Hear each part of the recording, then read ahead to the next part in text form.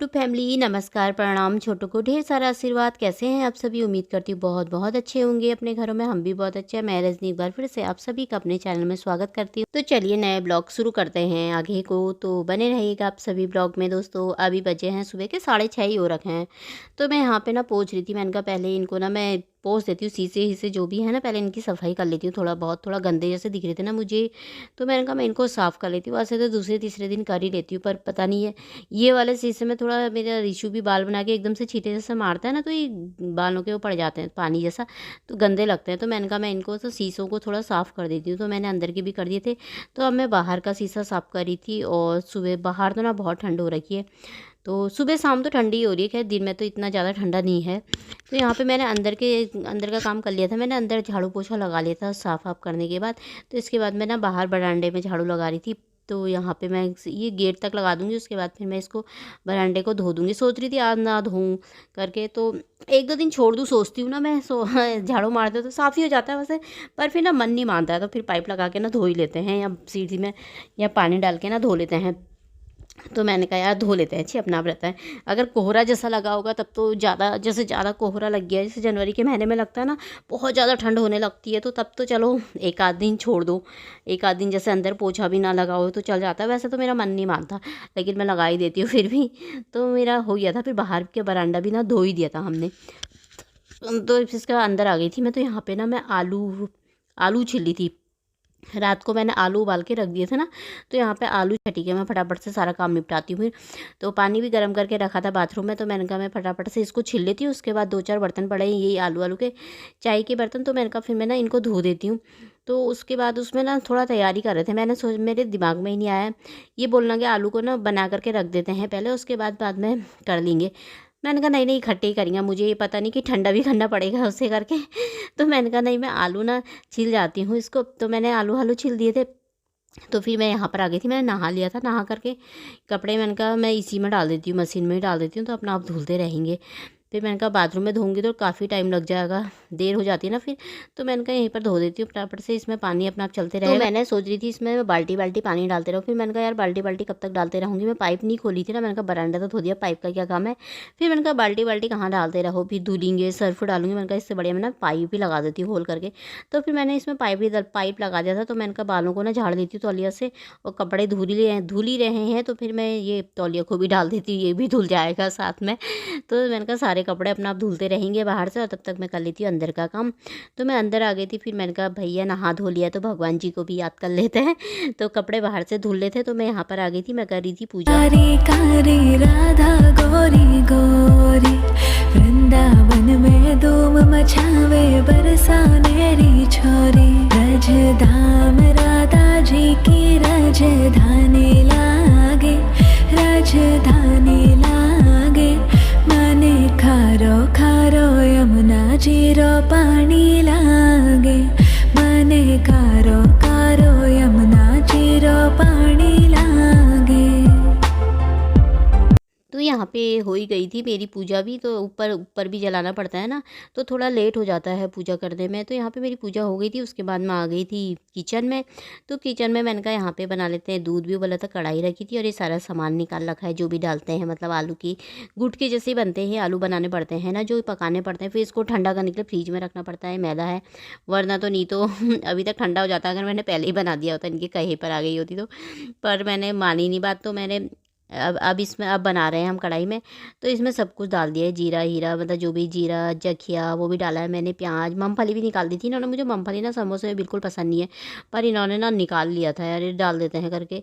और मिर्ची भी काट दी थी, कड़ी पत्ता भी निकाला था। और ये ना हमने गूदा नहीं है मैदा, ये उस दिन मम्मी आई थी ना, 2 दिन पुराना मैदा है मतलब फ्रीज में रख दिया था हमने। ऐसे ख़राब तो नहीं होता, आजकल ठंडे के दिन है ना, तो पन्नी में बात करके ना कटोरे में बंद करके रख दिया था ये।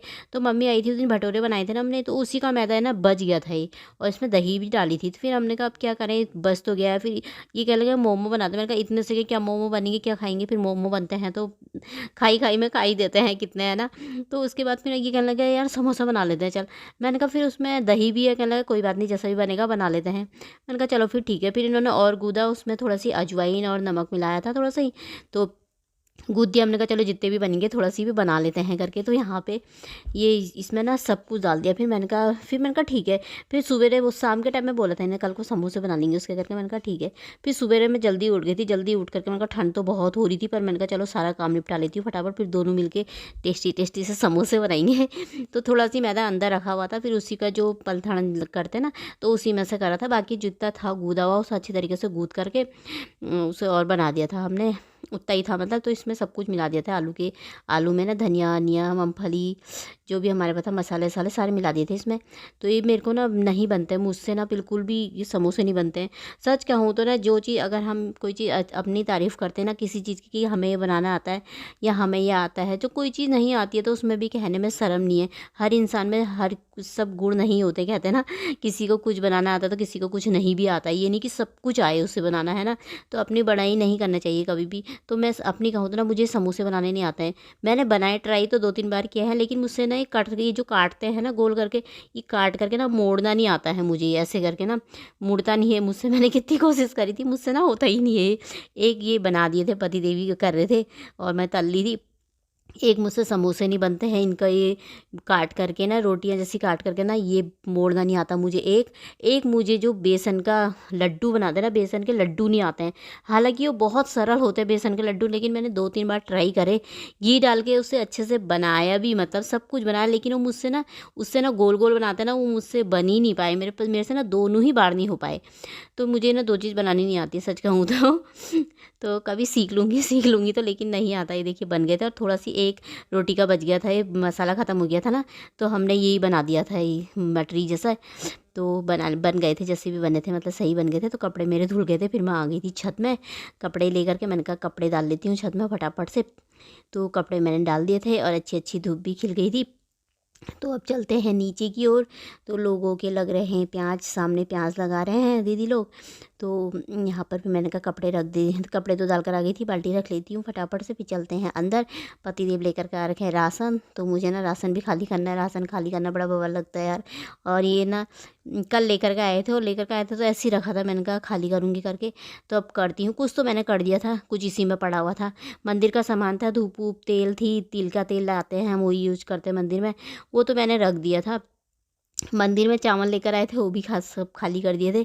तो इसमें चीनी है, ये पीले वाले में ना ये चीनी आ रखी इसमें, क्योंकि मैं कभी कुछ भी बनाते रहती हूँ ना, कभी हलवा कभी कुछ कभी कुछ, तो चीनी काफ़ी लग जाती है हमारी। चीनी, तेल, रिफाइंड, मतलब ऐसी चीज़ें बहुत लगती है।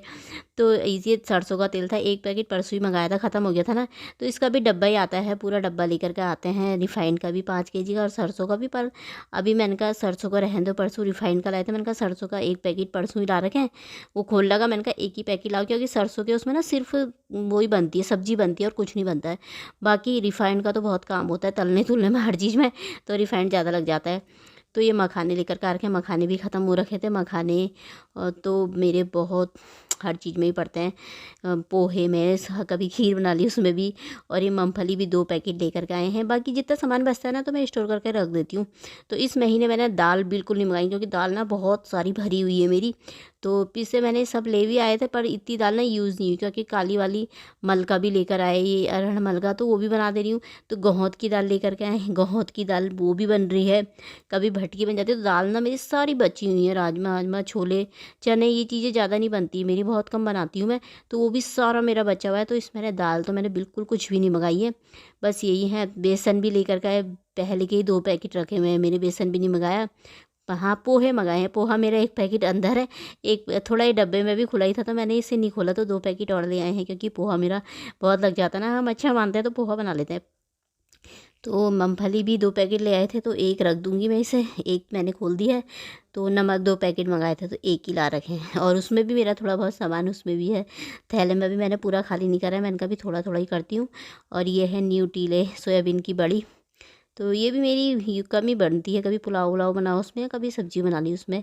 तो इसमें मैं सामान स्टोर करके इसमें रख देती। तो मेरा महीने में ना सबसे ज़्यादा चीनी और रिफाइंड बहुत लगता है, और मेरे ना गले में बहुत दर्द हो रही है, पता नहीं 1-2 दिन से। तो चलिए फिर ब्लॉग भी समाप्त कर देते हैं। ब्लॉग पसंद आई तो लाइक कर देना, जो भी चैनल पे नए आते हैं तो प्लीज़, अगर आपको वीडियो थोड़ा सी भी पसंद आता है तो चैनल सब्सक्राइब कर दीजिएगा। फिर मिलते हैं अगले ब्लॉग में। बाय दोस्तों, अपना ख्याल रखना आप सभी।